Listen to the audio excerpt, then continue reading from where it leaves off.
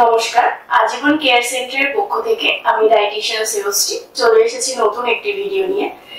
আজকে যে বিষয়ে আলোচনা করব সেটি হচ্ছে শিশুর তোলা খাবার বা উইনিং ফুড সম্পর্কে। শিশুর উইনিং এর অর্থ তাকে সম্পূর্ণভাবে মায়ের বুকের দুধ ছাড়িয়ে এনে অনুপূরক খাদ্যের মাধ্যমে ধীরে ধীরে শক্ত খাদ্যে অভ্যস্ত করানো। যে অনুপূরক খাদ্যের দ্বারা এই প্রক্রিয়াটি সম্পূর্ণ হয় তাকে বলা হয় তোলা খাবার বা উইনিং ফুড। সময়ের আগে খুব তাড়াতাড়ি যদি শিশুকে তোলা খাবারে অভ্যস্ত করানোর চেষ্টা করা হয় তাহলে তার পেটের বিভিন্ন সমস্যা দেখা দিতে পারে।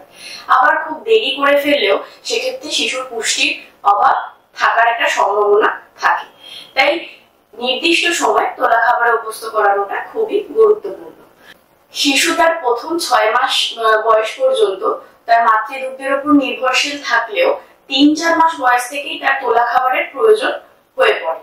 তোলা খাবার দেওয়ার কিছু নিয়ম আমাদের মাথায় রাখতে হবে, যেমন খাবার হতে হবে পরিমাণে, খাদ্য গুণে পর্যাপ্ত, প্রথমে তরল, তারপর নরম, ধীরে ধীরে মন্ডের আকারে এবং লাস্টে শক্ত খাবারে তাকে অভ্যস্ত করাতে হবে। নতুন খাবার একেবারে একটি করে এবং সামান্য পরিমাণে দিতে হবে।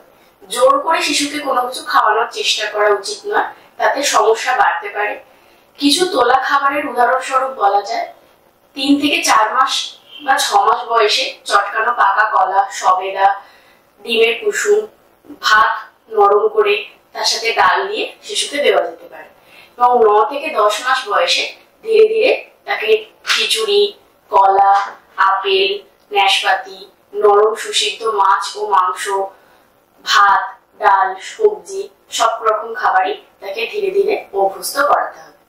এইভাবে একটি শিশুকে যদি আমরা সঠিক সময় সঠিক নিয়মে তোলা খাবার অভ্যস্ত করাই তাহলে ছোটবেলা থেকেই শিশুর অপুষ্টির শিকার হবে না, সম্পূর্ণভাবে শারীরিক গঠন তার ঠিকঠাক ভাবে সে বেড়ে উঠবে।